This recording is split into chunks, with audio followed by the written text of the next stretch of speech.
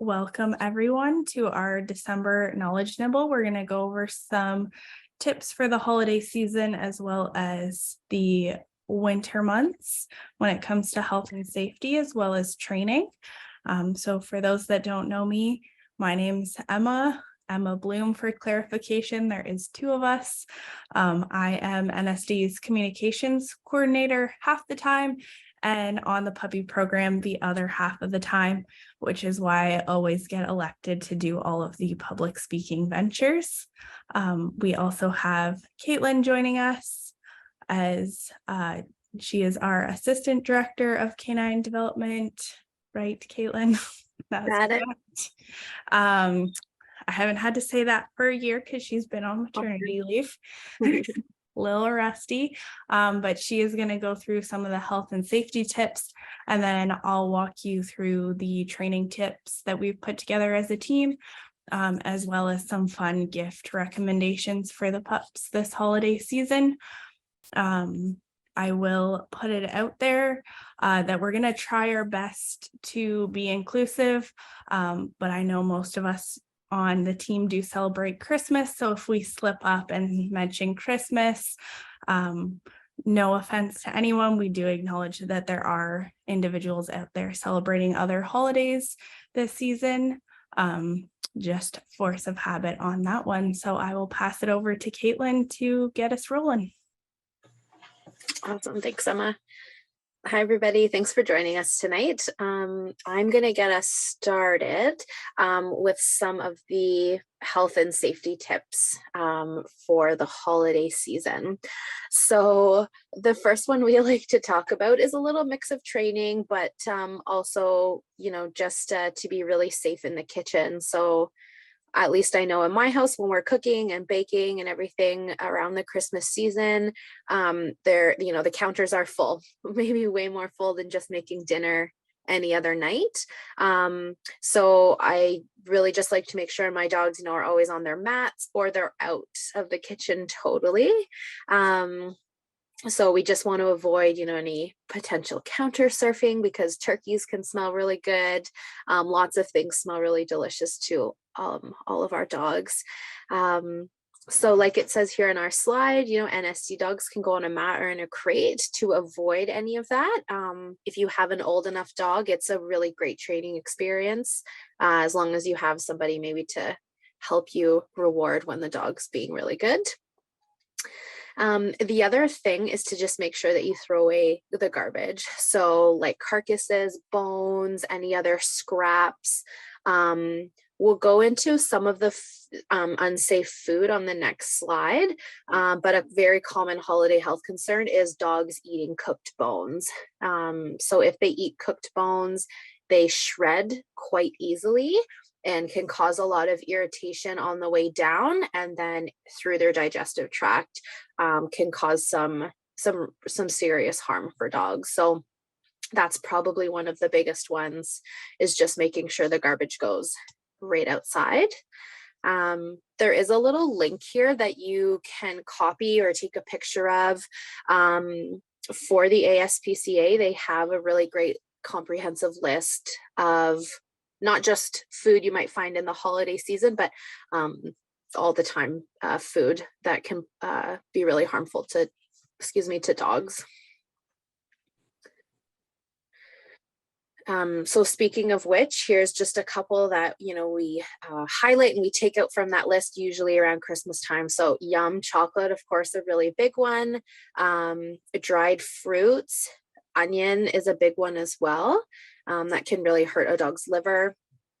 Nuts, alcohol, we talked about cooked bones, grapes and raisins, and xylitol. So you'll often find xylitol as an ingredient in things, very commonly found in some peanut butter.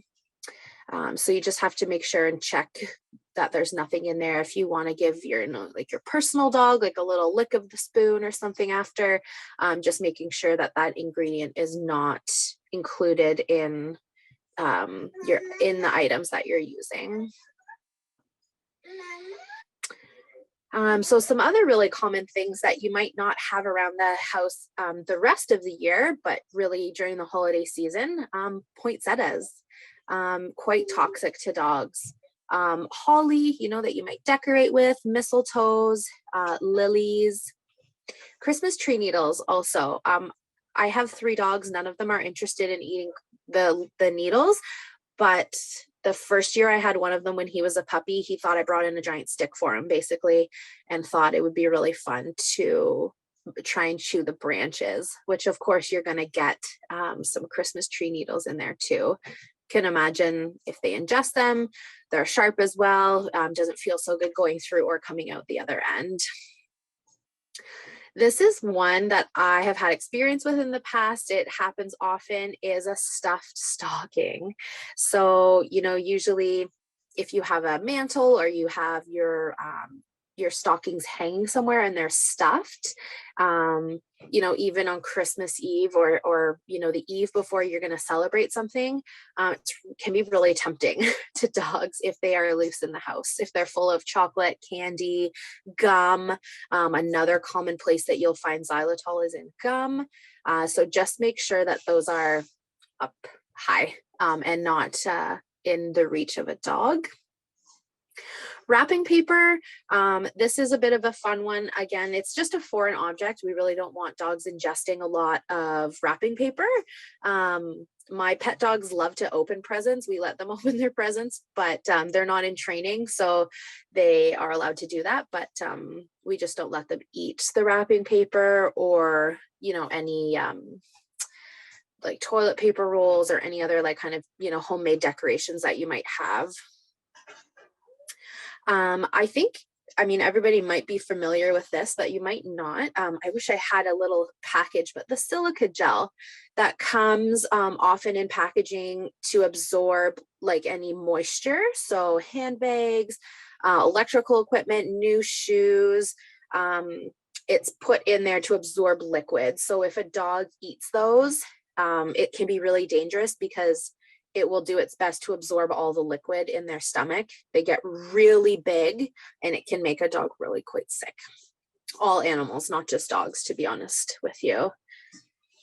The other 2 things you'll usually find outside, and we'll get into outside probably in the next slide. So antifreeze, some dogs, I don't know why, think it tastes good and they will try to lick it. So you might not use it, but on a walk, they might discover it and lick it. So it's just a little bit just to be aware of where you are, what your dogs are doing, and maybe not just allowing them to eat, or lick random things while you're walking. And the last one is ice melter. So you can get dog safe ice melter. It's more so safe for their paws, not for ingestion. So we still don't want them licking it, eating it. I haven't ever really seen a dog or met a dog who like eats the actual ice melt, but it can get on their paws. And when they get home, they can lick their paws. And if they're doing that pretty consistently, it can cause a really upset stomach for them. So a little bit more on our decorations, just making sure that we pet proof your tree if you have one in the house, potential dangers. This goes for cats too. Tinsel, it's really not great. It can get wrapped around intestines, stomachs. It can be like a big ball, kind of like a hairball in their stomachs, which is really difficult to pass. Glass ornaments, of course, and electrical cords. If we have any little small puppies who are interested in chewing, a cord with bright lights sometimes looks really inviting. So do your best to place these items, maybe a bit higher on your tree. You can always put an X pen around it as well, just to make it super safe, block it off. Even if you have like small kids or something, you might have to do that. So just kind of making it not accessible, that's probably your best bet.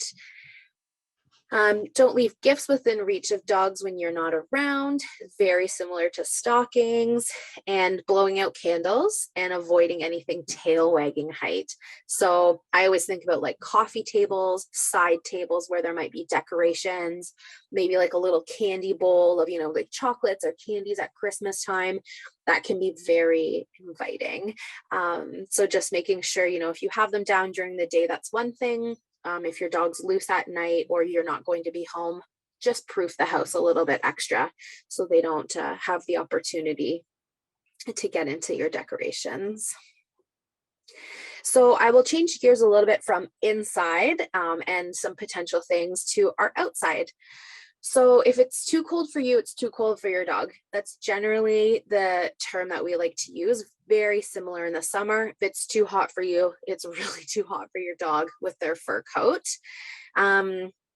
So this nice little chart here, you can see that a 1 is really no evidence of risk, but a 5 can be potential life-threatening. So if we get down to like -15 and below, even -12 sometimes with the wind chill, it can be quite cold for a pet, small or big. So sometimes you'll see a dog shaking, like they're shivering, and a lot of times they'll lift up their paws like one at a time, or they might hold a back paw up and stand on the other 3. Sometimes you see this while they're peeing or trying to, use the washroom in some way. Their paws get really cold just holding still. So just be mindful. It doesn't mean you can't walk them. It just might mean that you have to do a really short walk, short and sweet, out for a pee. And we'll just try again the next day if it's not so cold. So like I said, just to consider shortening your walks if it's really cold outside. And this is a great time in the winter to just do some more inside training and enrichment activities. Emma will touch on that a little bit more afterwards. Highly salted areas. So often, I don't know about your neighborhoods, I have 2 schools in my neighborhood, highly heavily salted sidewalks at the schools, which I understand. High traffic area, you don't want parents, caregivers, kids falling. So I just make sure to go around the schools in the winter. The salt, they definitely don't use pet safe salt, often heavy duty industrial salt. And if a dog is exposed to that on their paw pads for too long, it can cause cracking, bleeding, or you might even see the dog limping. You think, it's not that cold outside today, why are they limping and holding their paws up? They can be really sensitive to that salt on their paws. The other note is just to make sure that they're not ingesting that salt. So sometimes on a slushy day, there might be a nice, really inviting looking puddle of what they think is water to drink on their walk, but it will have that salt in it melted. So we just need to make sure that we're not letting them consume that. It will just cause a lot of indigestion, bloating, can cause vomiting. Imagine if you as a human drink salt water. It's often used as a way to induce vomiting. So we don't want our dogs to get sick. Some things you can do to help though is when you get home, just give your dog's paws like a nice little brush off, any salt, any snow. Sometimes if you have a dog who has long fur in between their paw pads, they can get little ice balls in there as well. Sometimes you'll see them like gnawing at their paws when they get home. Poodles, that's really common for like golden retrievers, dogs with like that long hair, or the short little tight poodle hair. So just be sure to just like brush it out when you get home as best you can. The other thing too is just monitoring their skin. So I always do like a little once over of my dogs once a week.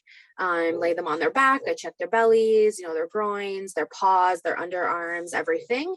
And you'll notice in the winter if they're getting a bit irritated, their paw pads.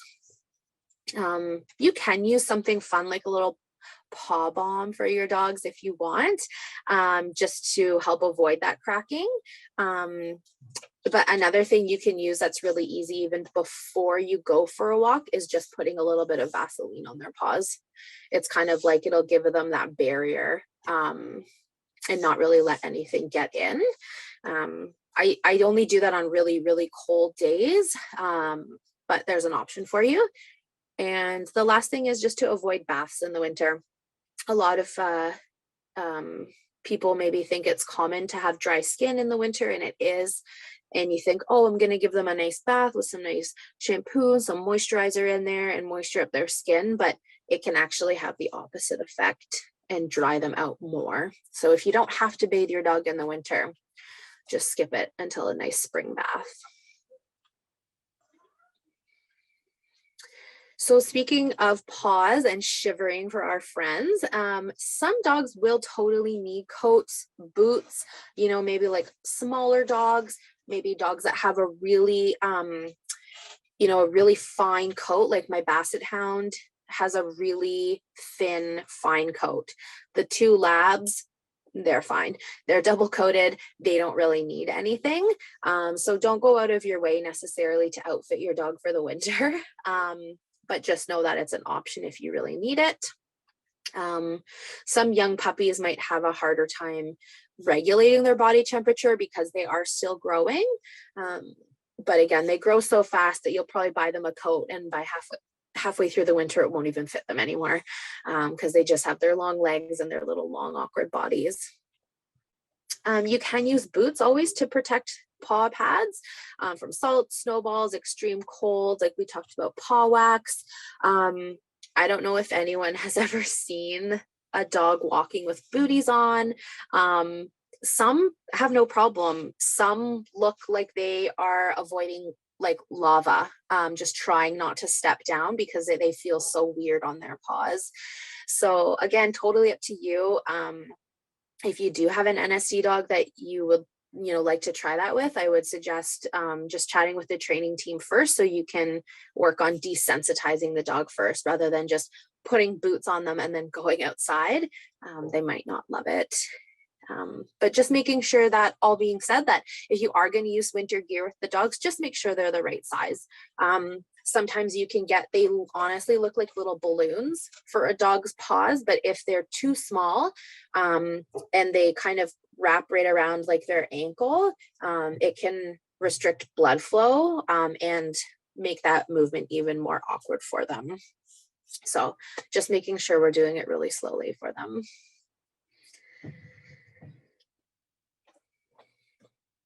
If anyone has any questions, I am here. You can type it in the chat. You can save it till after. That's no problem. I will be here. But in the meantime, I'm going to flip it over to Emma, and she is going to do some training tips for the holidays. Thanks, Emma. Thank you, Caitlin. Yeah, so a lot of this stuff is going to branch off what Caitlin just went over. My slide doesn't want to change. So the first one, when we're talking about the holidays or really just anything in general, it's always best to be prepared, have a plan for your learner.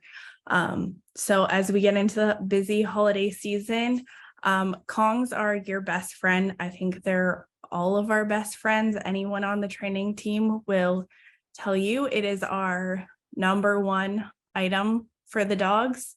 Kong should really sponsor us because we love them. So for our older friends, you can soak their kibble in hot water and then mash it up and put it in that Kong and freeze it overnight. This is going to make it a little harder for them to get it out and keep them busy for a little bit longer. If you do want to add a little bit of flavor to the Kong mush, you can add pure pumpkin puree or unsweetened applesauce. We just want to make sure either of those have no additives in them. We don't want the stuff with added sugars or spices, just plain fruit purees for that. If you have a younger learner or you've tried this in the past with your learner and they've kind of just maybe licked it for a couple of seconds and then walked away, you're thinking, oh, they don't like it. It might just be that they're getting a little frustrated.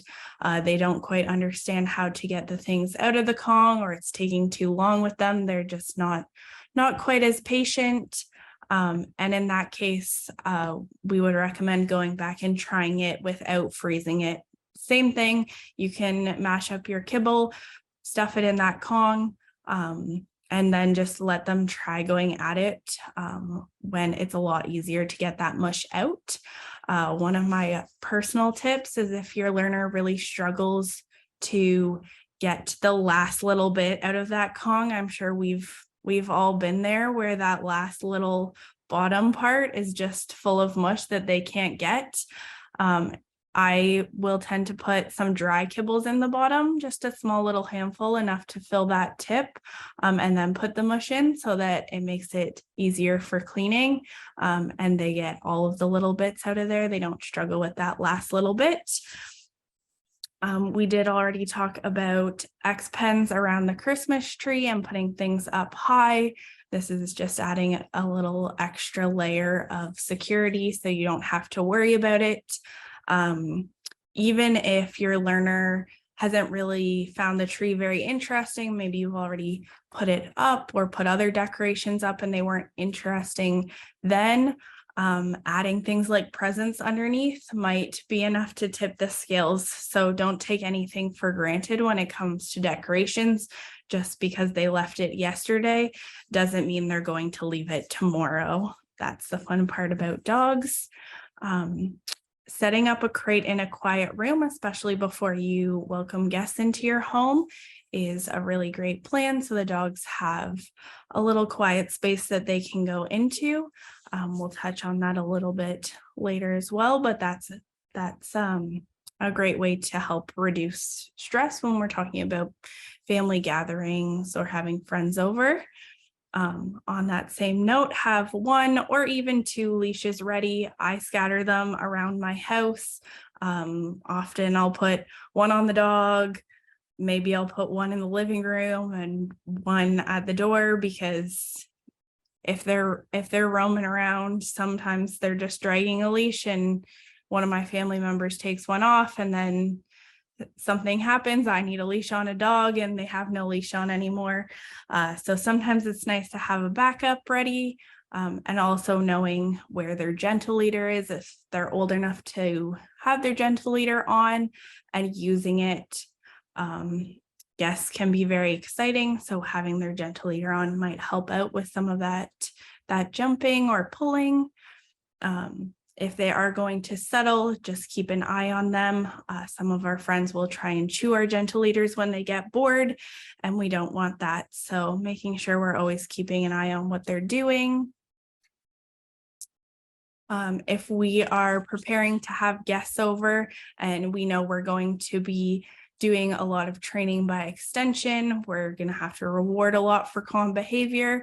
Or we're going to be giving frozen Kongs, just scale their meals back accordingly, exactly like you would on any other training day. You know how much food you put in the Kong, so just take that out of their meals so that we're not overfeeding them too much.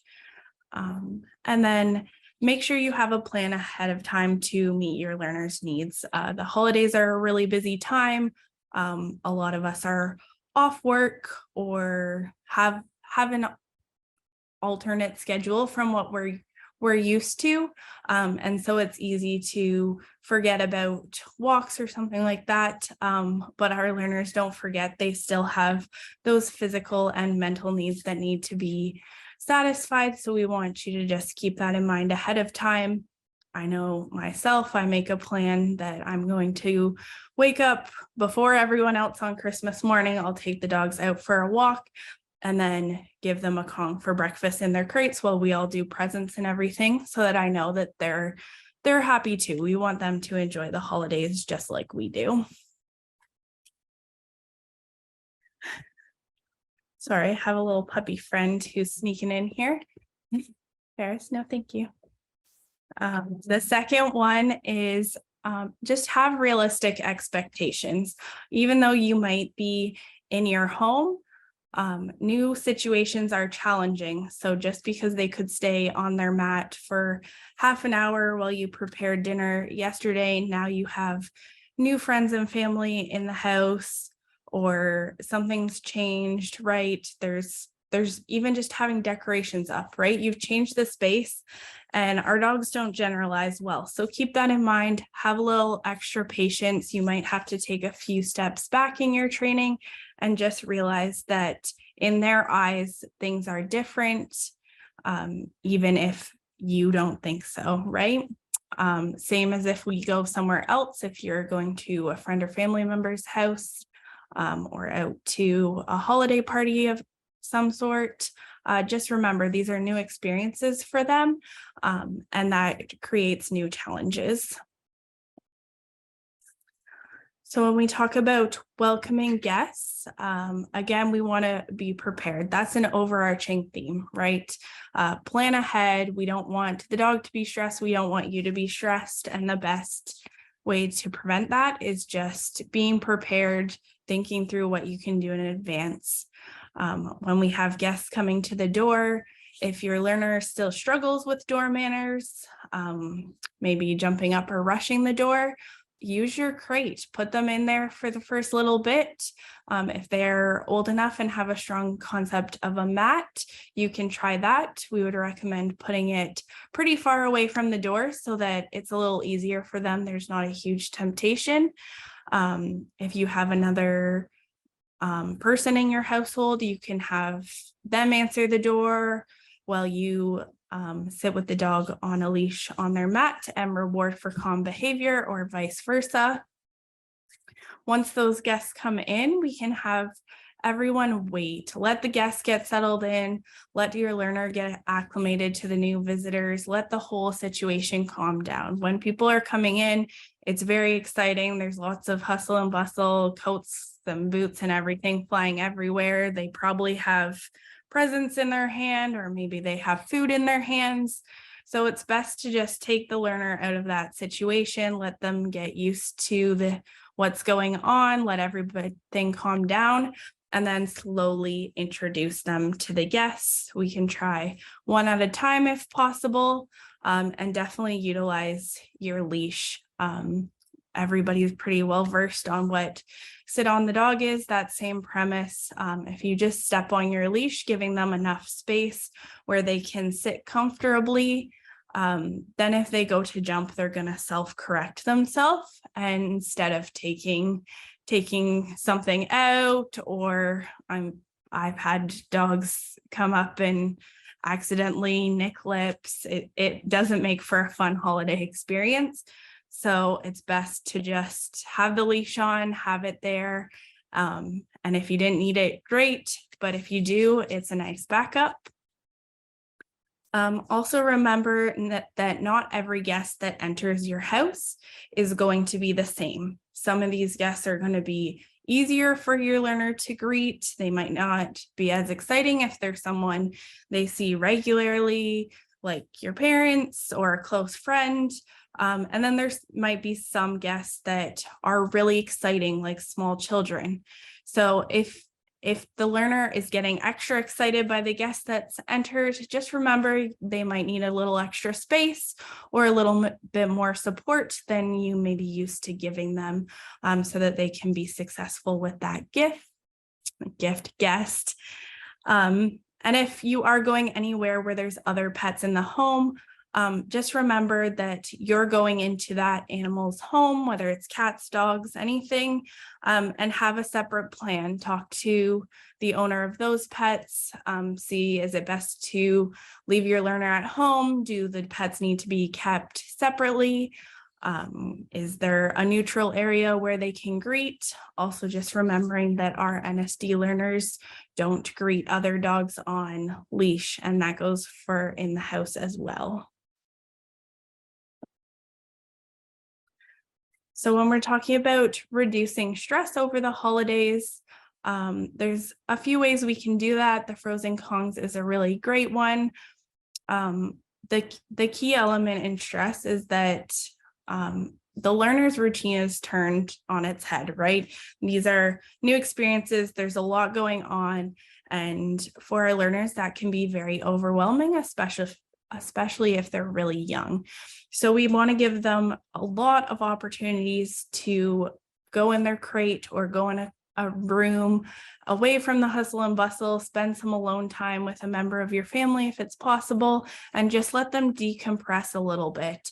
Even getting out for a walk, if you can plan that into your day, is a great opportunity for them to just have some one-on-one time or some quiet time, just so that they can have a little break, maybe go out, let them sniff around in the yard, stuff like that, just to decompress and take that stress off of them. there's probably a lot of people greeting them as well. So a big one, which is at the bottom, is advocate for your learner, right? Tell your visitors what is acceptable and what is not when it comes to their training. You can absolutely have your guests assist with their training in any way. If you've been working on meet and greets, let your guests know that this is how we've been practicing. Can you please greet from a distance, or I'm going to have the learner greet in this way. Make sure you're communicating what you need. And if you do have a family member or something that can step on the leash while you're cooking, you can absolutely have them help you with those elements. Just make sure you're communicating what the expectations are. If everyone's been playing with the learner or petting the learner and you can tell they're getting a little stressed, they might be panting, ears back, whale eyes, that kind of stuff. We just want to step in and say, oh, puppy needs a break. We're going to give them some time alone in their crate because they've had a lot of exposure at that point.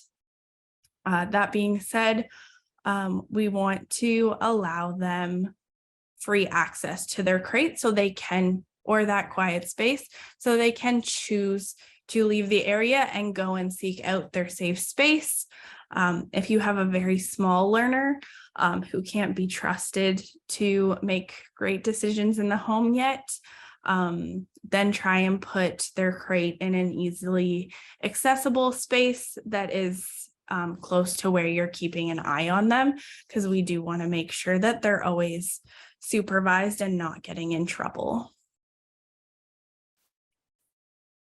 So then one of the last pieces is indoor training and enrichment. So this goes for the holidays as well as the rest of the winter season. It is important that we're keeping a close eye on their weight. This goes for pets and NSD learners. When it comes to our NSD dogs, puppy staff is really great about keeping an eye on the dog's weight. As working dogs, we want them to be at a healthy weight at all times, especially our growing puppies, right? Overweight dogs aren't developing the way they should. It puts a lot of stress on their joints. So we just want to be careful about any wintertime weight gain.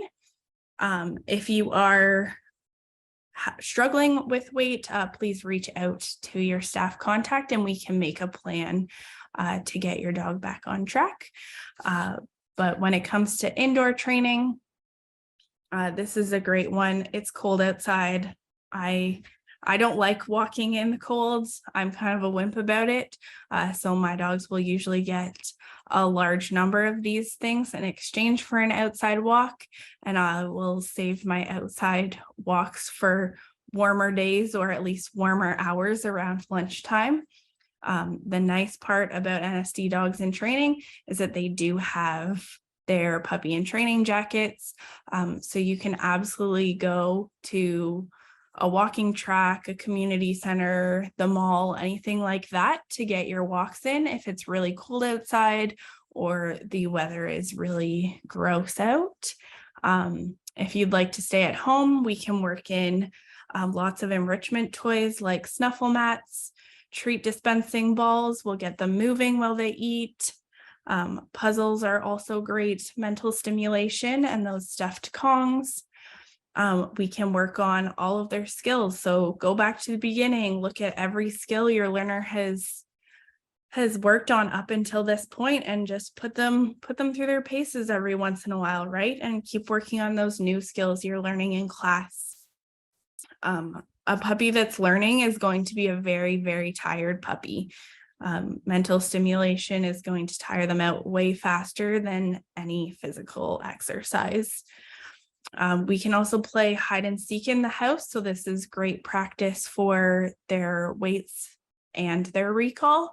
And so you're just going to have the learner sit or down and ask them to wait. If this is something they struggle with, you might need someone to help you out with this game. Just have them hold them on a leash and you go and hide somewhere in your house and then call them to you and they have to come and find you. A lot of our learners really enjoy this one. And we can also work on noise and movement desensitization. So this goes along with their skills. This is one we've just introduced to some of our high school dogs, but it's a great one for dogs of all ages. So going back through and thinking of noises that aren't common in your household. So maybe different doorbell noises. If you live in a really quiet household, maybe noises of kids, or put a sporting event on the TV, like anything that they don't normally experience is great for them to listen to, and you can reward them for that calm behavior.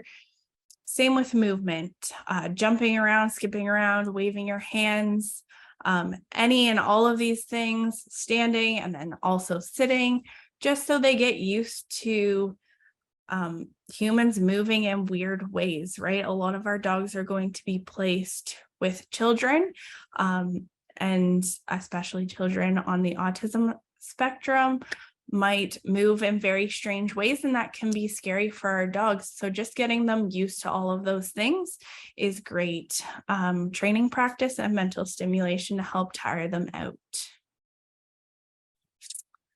So that's kind of all of our informational stuff for this evening. We did go through the staff and ask for some holiday gift recommendations for your learner.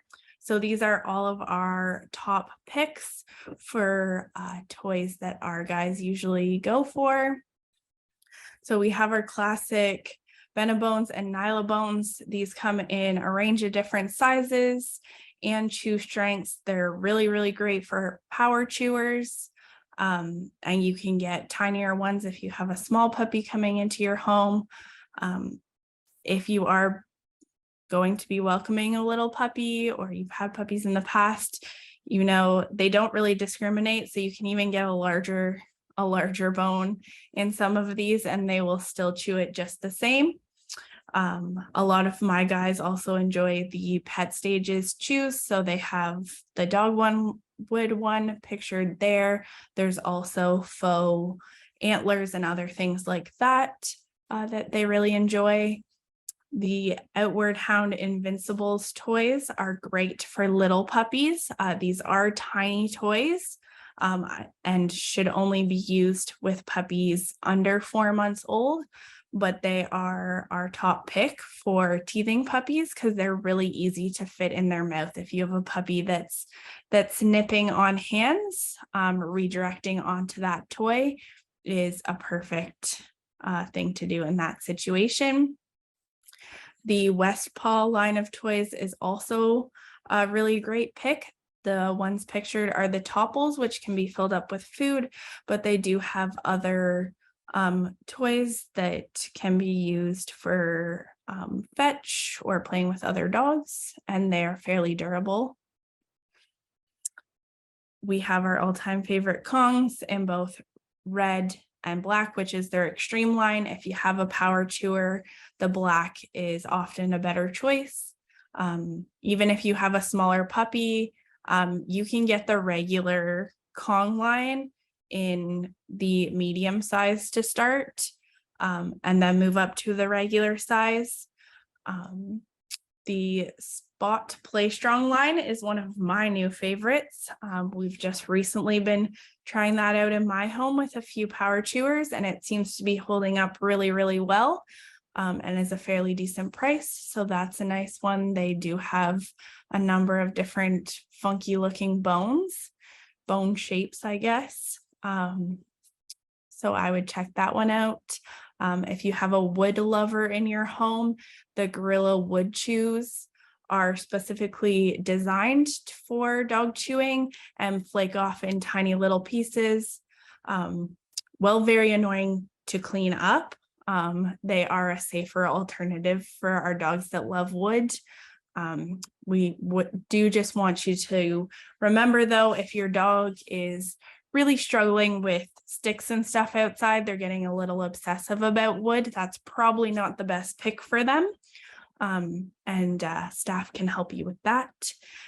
And then lastly, the bark bone line is also A new one we've come across, it is a nice alternative to Bones, very, very similar, and a little bit cheaper, a little bit better on your wallet. So that's a good one. And they have a wide range of sizes and shapes and flavors in those ones. So definitely check all of those out. If you do find yourself in the pet store, there's three things to kind of keep in mind when you're buying toys. First, you know the dog that you're buying the toy for, right? If they're a power chewer, don't buy them a stuffy. It's never a good idea. It's just going to go wrong in 10 seconds. So buy the appropriate toy for the dog you're buying for. That goes for sizes as well. As our puppies grow, their toys need to grow with them. If you bought a teeny tiny little puppy Nylabone for them at 8 weeks old, that's really only going to last them a couple weeks at most before they need to be upgraded to a larger size. We don't want things that can easily fit in their entire mouth and potentially be swallowed whole and then cause obstructions. So make sure that our toys are appropriately sized. They're nice and big, so we don't have any choking hazards or swallowing hazards. And if you do have toys that have any kind of loops, specifically the Bones that are kind of shaped like a figure eight, we definitely want to make sure that those loops are not at a size where jaws could get stuck. There has been dogs that will get their jaw through the loop and then can't get it back out. Same with balls. NSD dogs shouldn't have any tennis balls. They are okay to have some balls, but we want to be very, very cautious of size, that they are not small enough that they could get lodged in their throat. And when we're talking about buying treats and stuff like that, less is more. Even edible chews. We all want to spoil our dogs. We like to spoil them lots, but these guys are perfectly happy working for kibble. And when we're talking about throwing a whole bunch of treats in the mix, especially if it's a number of edible chews, you're just looking to get into diarrhea territory, and nobody wants diarrhea on Christmas. So try to use the treats sparingly. If they get a whole bunch for Christmas, just space them out. They're usually good for a year plus, right? They don't have to have them all at once. And if it's stuff they haven't had before, try to only give them one variety at a time so that you know what caused the upset and to avoid it in the future.